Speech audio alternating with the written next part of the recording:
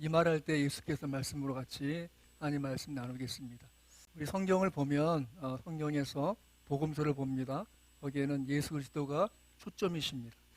그래서 마가복음에서는 종으로 오신 예수님, 마태복음에서는 왕으로 오신 예수님, 오늘 같이 보는 말씀은 누가복음에서 사람으로 오신 예수님을 볼 수 있고, 요한복음은 하나님으로 오신 하나님의 아들이신 예수님을 볼 수 있습니다. 그래서 핵심은 누가복음에서 바로 예수님의 사람됨을 볼 수 있는 것이죠. 누가복음을 내용을 전개를 정리해 보면 그리스도께서 오셨다, 그리스도께서 가셨다라고 정리할 수 있겠죠. 그 가운데 오늘 볼 내용은 누가복음 24장입니다. 누가복음은 예수님의 인성을 강조하기 위해서 영적인 관심을 가진 이방인을 위해서 또 인간이고 또 위대한 인간이지만 인간 그 이상이신 예수님을 순차적으로 보여주는 책입니다. 그래서 누가복음을 기록한 사람은 바로 누가인데 이방인이고 사랑받는 의사라고 성경에 나와 있습니다. 예수님은 바로 자신을 인자라고 표현하십니다. 인자란 말은 사람의 아들이라는 표현입니다. 누가 족보에서 누가복음과 마태복음에 족보가 나와요. 그런데 누가복음의 족보는 예수님의 모친 마리아를 통해서 거슬러 올라가는, 그래서 아담에까지 이르러 올라감으로써 바로 우리 모든 인간이 아담과 연결된 존재이고 또 그렇게 아담의 후손으로 오신 예수님을 통해서 구원이 있음을 가르쳐주는 책이지요. 마태복음에서는 예수님의 그 아버지 요셉의 계열 통해서 다윗의 후손으로 오신 예수님을 족보를 통해서 볼 수 있습니다. 예수님께서는 인류와 직접 연관을 갖고 계심을 보여주시는 책이 바로 누가복음입니다. 같이 한번 천천히 읽어볼까요? 시작. 인자가 온 것은 잃어버린 자를 찾아 구원하려 함이니라. 그렇습니다. 우리는 하나님께로부터 잃어버린 바 된 존재였습니다. 하지만 우리는 그리스도를 통해서 찾은 바 되었고 드디어 하나님을 우리의 모든 주가 되신 아버지 하나님으로 모실 만한 은혜가 바로 예수님께 있던 것이죠. 그래서 예수님은 우리를 통해서 하나님과 연결시켜주는 분으로서 우리가 하나님을 아버지로 믿음으로 받아들이는 그런 은혜가 임한 것입니다.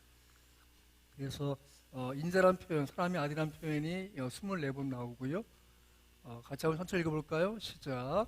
내가 또 밤 환상 중에 보니 인자 같은 이가 하늘 구름을 타고 와서 옛적부터 항상 계신 이에게 나아가 그 앞으로 인도되되 그에게 권세와 영광과 나라를 주고 모든 백성과 나라들과 다른 언어를 말하는 모든 자들이 그를 섬기게 하였으니 그의 권세는 소멸되지 아니하는 영원한 권세요 그의 나라는 멸망하지 아니할 것이니라. 아멘.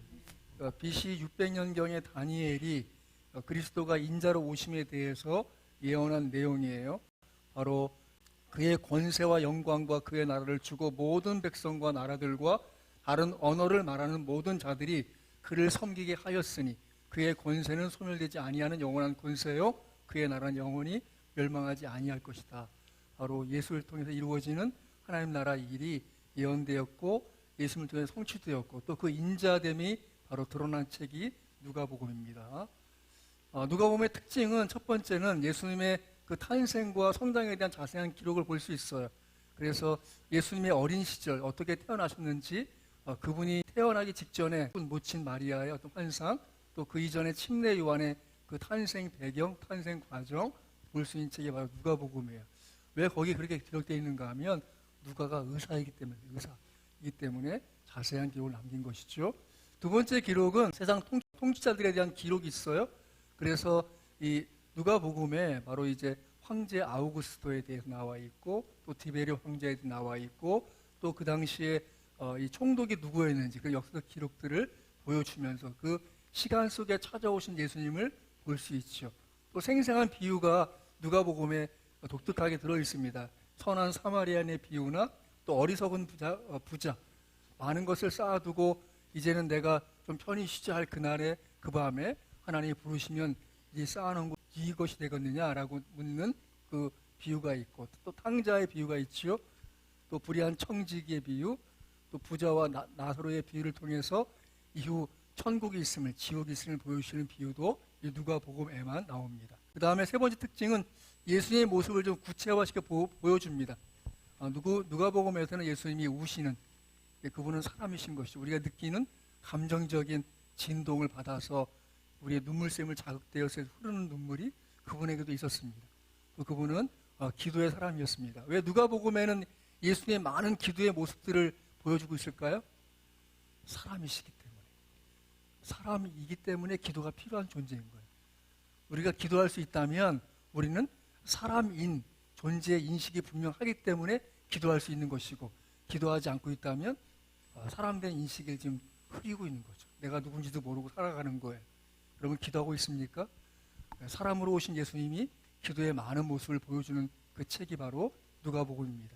또 오늘 이 24장에서 엠마오로 가는 제자와 동행하는 예수님을 볼 수 있습니다. 때때로 예수님은 우리가 알아볼 수 있는 존재로 드러나십니다. 지나고 보면 그렇게 예수님이 우리의 삶에 동행하셨구나를 깨닫게 되는 것이죠. 같이 한번 읽어볼까요? 시작. 모세와 선지자들에게 듣지 아니하면 비록 죽은 자 가운데서 살아나는 자가 있을지라도 원함을 받지 아니하리라. 누가복음 16장에서 부자가 죽었어요. 죽고 보니까 저 건너편에 아브라함의 품에 안겨있는 사람을 알아봤어요. 여러분 우리의 이 땅에서 인식이 죽음 위에도 같이 가고 있는 것을 볼 수 있는 장면이에요. 우리의 모든 이 땅에서 알고 있는 기억들이 저 세상에도 있어요. 그 알아본 나사를 통해서 자기의 고통을 좀 면하게 되려고 호소합니다. 그것도 되지 않자 마지막 한 가지 더 구해요. 저 지상에 내 동생들이 있습니다. 동생들은 이곳에 오지 않게 좀 나사로를 좀 보내주십시오. 아니면 죽은 자를 좀 보내주시면 좋지 않겠습니까?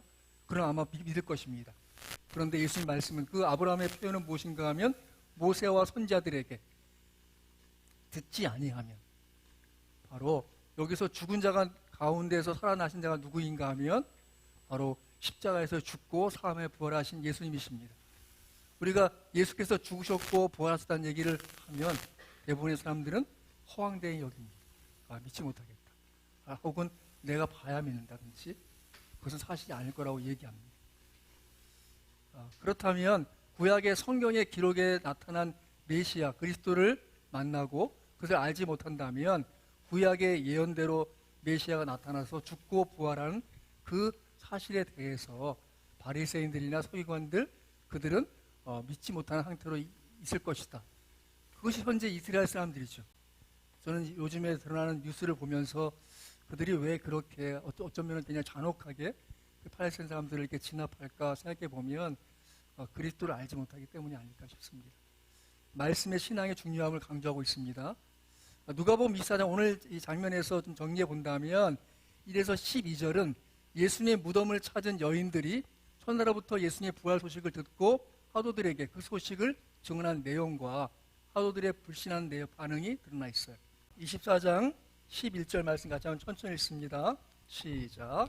사도들은 그들의 말이 허탄한 듯이 들려 믿지 아니하나. 예, 여기서 허탄하다. 부활하신 예수님의 그 빈 무덤을 보고 온 자들이 증거합니다. 그런데 그 사도들도 그들의 말이 허탄한 듯 들려. 여기서 허탄하다는 말은 과대망생증하고 어원이 같아요. 그러니까 어떻게 봤다는 거예요? 뭘 헛골불고 너무 상상이 풍부한 거 아니야? 라고 오해하고 잘못 듣고 있다는 말이에요. 근데 그 원어에는 뭐가 더 들어가 있는가 하면 11절 말씀을 제가 원어적으로 읽어보면 사도들은 그들의 말이 허탄한 듯이 들려 저희들을 믿지 아니하나. 그 일을 증거하는 그 사람들을 믿지 않고 있는 것이죠. 그러니까 우리가 예수님을 전한다는 것은 어떤 의미로는 우리도 신뢰받지 못하고 있는 거예요. 내 말을 믿지 못한다는 건 나를 믿지 못함이기 때문에 그 여인들의 증거도 지금 받지 못하는 사도들의 불신한 태도를 볼 수 있죠. 24장 13절에서 35절은 누가의 독특한 기록이에요. 부활하신 예수님께서 엠마오로 가던 두 제자에게 출연하신 것과 그 두 제자가 다시 예루살렘으로 가서 다른 제자들에게 증언하는 내용이 바로 오늘 본문 바로 앞에 있어요. 그리고 36절 49절에서는 예루살렘에 모여있는 제자들에게 부활하신 예수님께서 다시 출연하셔서 당신이 부활하셨음을 확인시켜 주시고 구약의 예언과 관련해서 자신의 죽음을 부활 사건의 의미를 설명해 주시고 또 복음 전파에 관한 지상 명령을 그들에게 주신 내용이에요. 또 그 다음은 바로 예수님의 승천과 남은 제자들의 반응이 나와 있습니다. 같이 한번 천천히 읽겠습니다. 시작. 이 말을 할 때에 예수께서 친히 그들 가운데 서서 이르시되 너희에게 평강이 있을지어다 하시니. 오늘 본문 첫 구절이에요.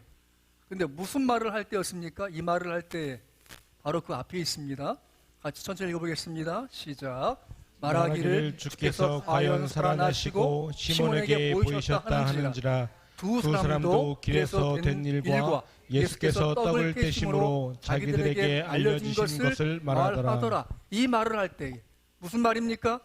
예수님이 부활하셨어요 라는 얘기를 할 때 주님이 친히 나타나셔서 그들 가운데 평강을 선언하십니다. 우리 예수님이 어떻게 역사하십니까?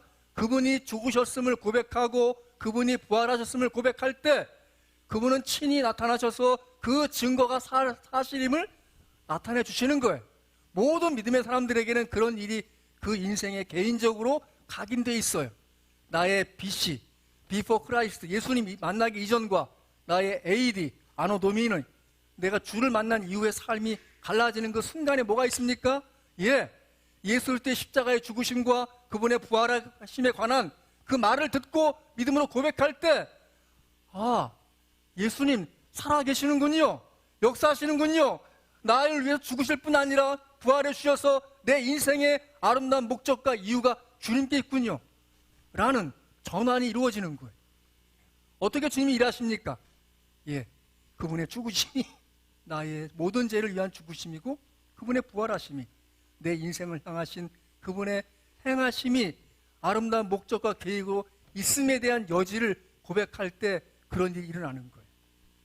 저는 성경을 읽을 때 가끔 무엇을 보는가 하면 글자 이 옆에 여백을 봐요. 여러분 이 활자 옆에 뭐가 있습니까? 여백이 있어요. 이미 기록된 내용들은 과거의 일이에요. 그 여백에 뭐가 있나요? 이 말씀을 읽는 사람들 향하신 하나님의 일하실 여백이 있는 거예요. 믿습니까? 따라하십시다. 나는 이 말씀을 믿습니다. 나는 이 말씀의 여백에 이루어질 하나님의 일을 믿습니다. 믿습니까? 여러분이 살아있다면, 믿고 있다면, 고백하고 있다면, 그분이 부활하신 것을 마음에 새기고 있다면 남아있는 인생은 그분이 행하실 일의 여지입니다. 저는 22살 때 처음 예수님을 믿기 시작했습니다. 제가 26살에 재수하고 27살에 신학대학을 가게 되었어요.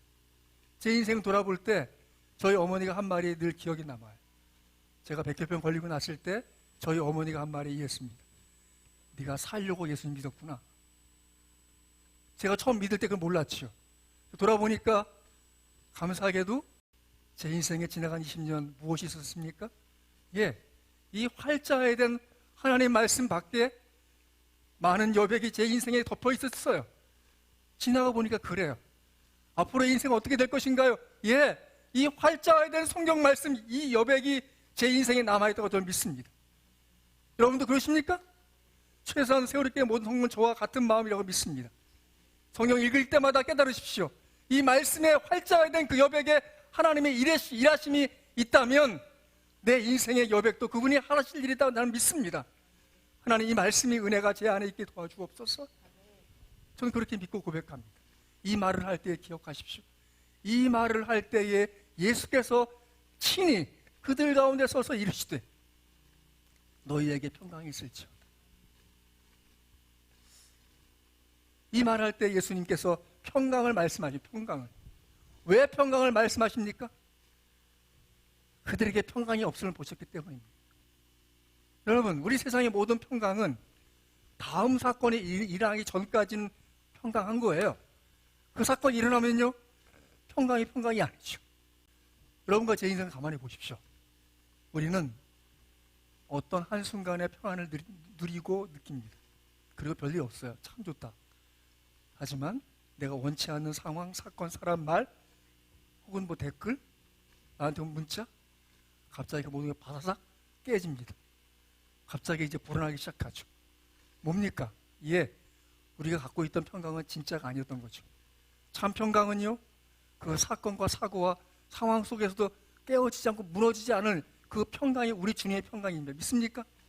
그분을 믿고 따르던 제자들이 평강하지 않은 상태에 놓여 있자 그분은 그들의 고백을 들으시고 이 말을 할 때에 주님이 우리를 위해 죽으실 뿐 아니라 부활하셨습니다 라는 그 고백을 듣고 그분은 그때에 맞춰서 나타나십니다. 그들을 향해서 가운데 들어오십니다. 그들에게 말씀하십니다. 너에게 평강이 있을지어다. 여러분이 늘 이 말씀이 마음에 살아있길 바라요. 우리 주님은 이 상황과 사건과 말과 사람 속에서 우리가 빼앗기고 무너질 평강이 아니라 무너지지 않을 평강. 여전히 주님은 살아계시고 그분의 일을 해나가실 거라는 믿는 그 믿음 안에서 내가 겪고 있는 일에 대해서 감사함으로 받아내고 이겨내고 승리할 줄 믿습니다. 제가 놀란 것이 뭐냐 하면 아마도 백혈병인 같습니다 라고 들을 때 아이쿠야 나 이제 죽었구나 라는 생각이 들지 않는 저 자신을 봤어요. 무너지지 않는 마음이 생기는 거예요. 나는 이 상황에 흔들리지 않고 있어요. 왜 그럴까? 돌아보니까 하나님이 제 믿음을 계속 키워오셨어요. 어떤 믿음까지요? 너 백혈병이야 죽을 수 있을지 몰라 라고 해도 하나님의 뜻이면 죽을 수 있겠지. 그렇게 받아들일 만한 믿음의 크기가 되어 있던 것을 제가 깨달았어요. 이해하시겠어요? 여러분 모두에게 우리 주님은 그분이 주신 그 평강이 무너지지 않을 만한 믿음으로 계속 키워나오심을 믿으시기 바랍니다. 여전히 주님은 우리가 이 상황과 환경에서 하나님의 뜻이 이루어질 만한 그 기대를 가지고 이 일이면 눈물 나지 않아요? 괴롭지 않아요? 힘들지 않아요? 어떻게 살아요? 왜 웃고 살죠? 라는 질문을 받게 돼요. 저도 그랬어요. 제가 받을 때 가장 큰 칭찬 중에 하나는 뭐냐면 목사님의 아이들은 정말 밝아요. 그분이 볼 때는 백혈병 걸린 아빠와 어렵게 목회하는 그 가정에서 어떻게 애들이 이렇게 웃고 살지? 나중에 알았어요. 우리 애들은 제가 심각하게 죽을 병인지 몰랐어요. 나중에 고등학교 돼서 알았더라고요. 우리는 우리 안에 우리 주님이 주신 평강이 우리 가정에 무너지지 않을 평강으로 지금 키워오신 것이죠. 바라기는 여러분, 우리 주님은 끊임없이 여러분 심령이 그 은혜가 차오르도록 말씀하실 것입니다. 너희에게 평강이 있을지어다. 난 여러분의 심령뿐만 아니라 여러분의 가정에서도 같은 평강이 충만하길 바라요. 어떤 상황과 사건이 생겨도 우리가 이 일에 대해서 기도할 일이고 하나님의 뜻이 이루어질 과정이고 우리 하나님의 은혜 속에 살 수 있어 라는 그 충만함이 있길 바라요. 감사함으로 받아들이고 오히려 하나님께 드릴 만한 찬송의 때가 있길 바라요. 두 번째, 이 말씀하시고 예수님께서 손과 발을 보이십니다. 40절 같이 한번 천천히 읽어볼까요? 자, 39절 40절 있습니다. 시작. 내 손과 발을 보고 나인 줄 알라. 또 나를 만져보라. 영은 살과 뼈가 없으되 너희 보는 바와 같이 나는 있느니라. 이 말씀을 하시고 손과 발을 보이시나. 왜 손과 발을 보이십니까? 그들이 지금 주님이 원하시는 만큼의 믿음으로 그 예수님을 받아들이지 못해요. 오늘 말씀 38절 보시면 예수님이 명확하게 그들의 심령을 깨뜨려 보시고 말씀하십니다. 어찌하여 두려워하며 어찌하여 마음에 의심이 일어나느냐. 지금 부활하신 예수님의 소식을 들었어요. 그분이 부활하셨습니다. 제가 만나고 왔어요. 그분이 우리가 엠마오로 가는 게 동행하시고 우리가 떡을 뗄 때 우리 눈이 밝아져서 그분이 예수님인 것을 알아보았습니다. 그 말을 듣고도 그들은 아직도 마음에 의심이 일어나고 그들이 두려움 가운데 있었어요. 그래서 예수님은 적극적으로 뭐 하십니까? 손과 발을 보고 나인 줄 알라. 또 나를 만져보라. 영은 살과 뼈가 없으되 너희 보는 바와 같이 나는 있느니라. 이 말씀을 하시고 손과 발을 보이시나. 예수님은 우리가 두려움 가운데 의심 가운데 머물러 있기 원하지 않으세요. 그분은 조금 더 우리의 믿음을 키워서 그분이 살아계시고 역사하시고 우리 인생을 향하신 아름다운 목적이 있음을 알기를, 믿기를, 따르기를 원하시는 줄 믿으시기 바랍니다. 그럼 보여주세요. 알려주세요. 그들에게 증거를 가지고 믿기를 원하십니다. 그래서 자 41절부터 43절까지 같이 읽습니다. 시작. 그들이 너무 기쁨으로 아직도 믿지 못하고 놀랍게 여길 때에 이르시되 여기 무슨 먹을 것이 있느냐 하시니 이에 구운 생선 한 토막을 드리니 받으사 그 앞에서 잡수시더라. 뭐 하시는 거죠? 그들이 지금 오해하고 있어요. 영인가? 분명히 3일 전에 죽으셨는데 우리 앞에 나와서 평강이 있을지어다 얘기하시고 손과 발을 보이시는데 봐도 지금 믿기지가 않는 거죠. 놀라고 있어요. 예수님 우리 청하십니다. 여기 무슨 먹을 것이 있느냐? 그들에게 먹을 것을 요구하십니다. 그들이 갖다 준 건 구운 생선 토막이었어요. 구운 생선 한 토막을 드리니 받으사 그 앞에서 잡수시더라. 제가 제자였으면 구운 생선 한 토막이 아니라 김치도 같이 드셔야 되지 않을까요? 할 것 같아요. 이 말씀을 다시 읽으면서 내가 나라면 김치를 같이 드렸을 건데 그냥 생선 먹기가 얼마나 뻑뻑하겠어요. 구운 건데 그럼 얼마나 맛있게 드실까 싶은 마음이 들었어요. 그렇잖아요? 근데 예수님 뭐 하세요? 그들 보라고 지금 먹으시는 거예요. 우리 일반적으로 하는 말 있죠. 제일 추접한 게 뭡니까? 먹는 거 지켜보는 거. 예수님이 지금 추접한 모습을 보여주시면서까지 뭐 하시자는 거예요? 믿으라는 말이에요. 그들이 의심과 두려움에 머물러 있지 않고 그들을 위해 죽으실 뿐 아니라 부활해 주셔서 그들에게 이 세계 복음을 향하신 선한 사명을 부여하기 전에 그들이 믿음이 조금 더 성숙하게 원하세요. 우리는 왜 예배합니까? 왜 기도합니까? 왜 말씀을 읽습니까? 주님이 우리가 의심과 두려움에 머물러 있기를 않기를 원하세요. 우린 조금 더 하나님이 원하실 만한, 주님이 기대하실 만한 믿음으로 성장하기, 성숙하기 위해서 때때로 주님이 증거를 보여주세요. 여러분, 우리의 삶에 기독교의 가장 큰 특징 중에 하나는 뭐냐면 그냥 막연히 믿는 게 아니에요. 그분이 살아계세요.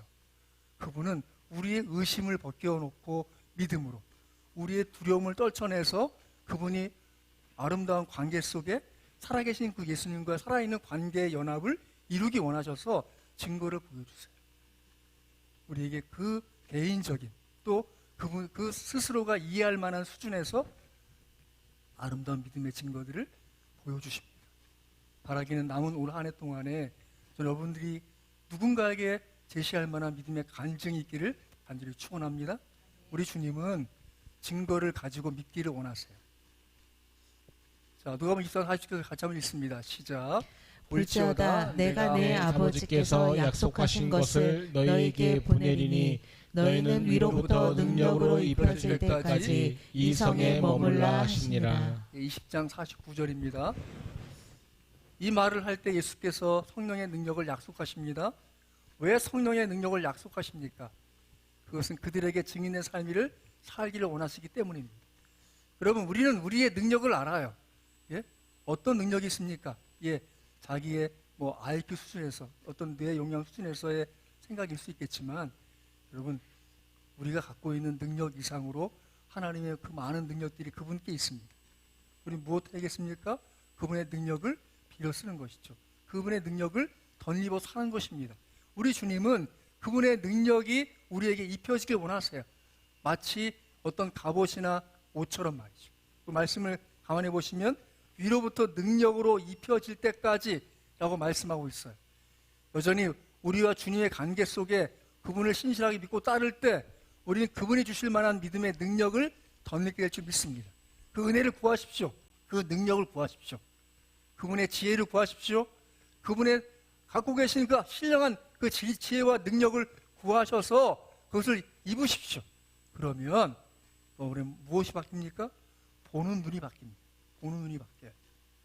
제가 제 인생에서 잊을 수 없는 그 간증 중에 하나는 무엇인가 하면 제가 이제 주의 은혜로 골수이식을 받고 투병하는 가운데 무사하게 이제 퇴원을 앞두고 있었는데 자꾸 그 당시에 거대 세포균이라는 게 나오는 거예요. 자꾸 퇴원이 지연됐어요.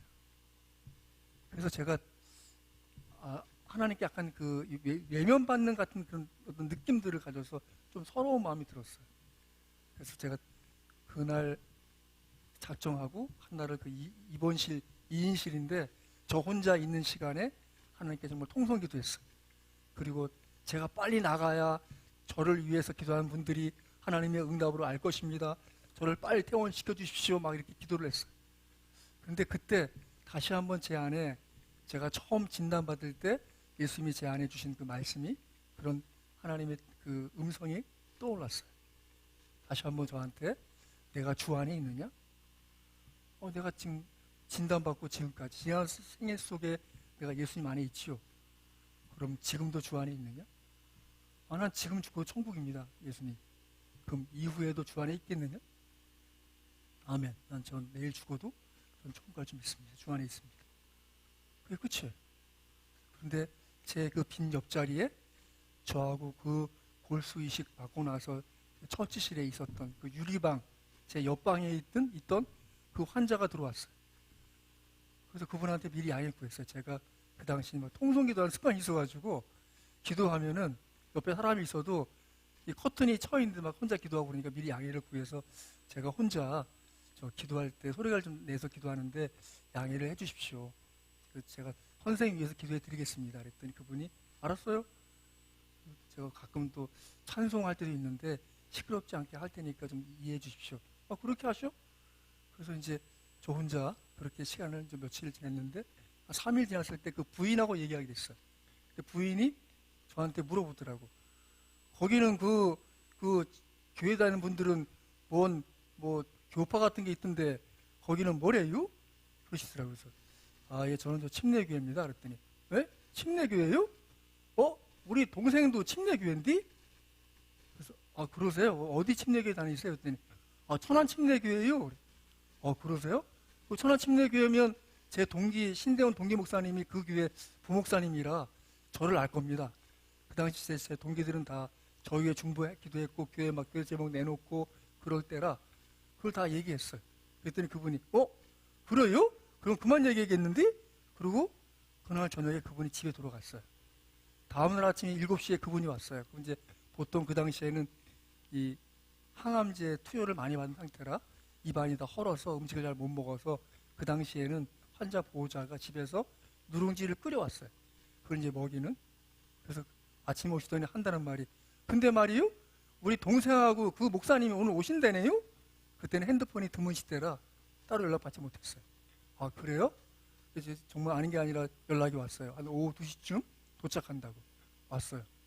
그래서 감사하게도 그 부목사님, 제 동기 목사님이 저에게 이제 와서 기도해주고 위로해주시고, 옆자리 또 당신네 교회 집사님 형부니까, 네? 형부니까 옆자리에 가서 그분한테 성경을 펴서 예수님에 대해 전해 증거하고 예수 영접을 시켰어요. 감사하게도. 근데 이제 그 여동생 집사님이 문 밖에서 문을 못 열고 서서 저한테 그러는 거예요. 문을 반쯤 열고, 전사님, 저는 전사님 얼굴을 못 뵈겠네요. 그래. 왜 그러세요? 그랬더니, 지가요, 어제 언니 전화 받고 너무 놀랐어요. 그래서, 왜 그러세요? 그랬더니, 저희 부목사님이 지난 3월 달에 김만천 전도사 위해서 기도해 주세요 해서 전 새벽마다 기도했어요. 그런데요, 근데 얼마 후에 우리 형부가 암에 걸려서 제가 새벽마다 기도했거든요.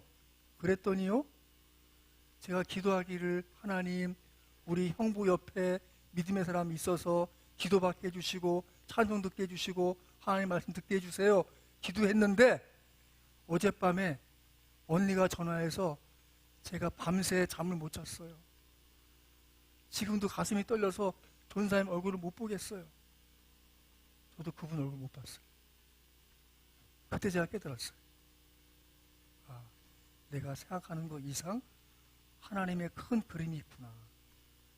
나는 그 그림에 내 그림 그리고 있는데 하나님은 내 그림을 그 그림에 끼워서 써주시는구나 를 깨달았어요. 그래서 그분들이 인사하고 가고, 나서 제가 라디오를 틀었는데 제가 늘 극동방송 당시 들을 때예요. 근데 갑자기 찬양이 하나님은 실수하지 않으신다니, 그 찬양이 나오는. 제가 거기서 무릎 꿇고 침대에서 회개했어요. 하나님, 제가 하나님 온전히 신뢰하지 못한 것을 용서해 주옵소서. 제가 하나님의 뜻 가운데 병원 생활을 하겠습니다라고 기도했어요. 그 제가 기도가 났는데 마음이 이 사람이 태어나면 내가 태어날 것 같더라고. 아닌 게 아니라 그분은 토요일날 태어나고 전 주일날 태어났어요. 여러분, 위로부터 능력이 있어요. 하나님의 은혜가 있어요. 그것을 구하세요. 부활절이 이스터예요. 미국의 리 스트로벨이라는 목사님이 이 머리 글자 이를 네 가지를 정리한 설교가 있더라고요. 짧게 요약하면 이렇습니다. execution, 처형이. 예수님 분명히 죽으셨다는 거예요. 같이 한번 읽어볼까요? 시작. 이날은 준비일이라 유대인들은 그 안식일이 큰 날이므로 그 안식일에 시체들을 십자가에 두지 아니하려 하여 빌라도에게 그들의 다리를 꺾어 시체를 치워달라 하니 군인들이 가서 예수와 함께 못 박힌 첫째 사람과 또 그 다른 사람의 다리를 꺾고 예수께 이르러서는 이미 죽으신 것을 보고 다리를 꺾지 아니하고 그 중에 한 군인이 창으로 옆구리를 찌르니 곧 피와 물이 나오더라. 십자가에서 숨을 쉰다는 건, 호흡한다는 건 두 발 혹은 발목에 박힌 못을 의지해서 이 횡격막을 끌어내려서 폐에 확장을 해서 호흡을 들이쉬고 또 횡엄에 올라가서 숨을 내쉬는 그 과정에 있는 거예요. 뭐예요? 이 발을 의지하고 있는 거예요. 사람이 십자가에서 안 죽었을 때는 이 다리를 꺾어요. 그럼 어떻게 되죠? 더 이상 호흡이 안 되는 상태가 되니 이 횡격막을 끌어내지 못하는, 죽게 되는 거죠. 당연히. 근데 예수님께는 이미 죽으신 걸 봤어요.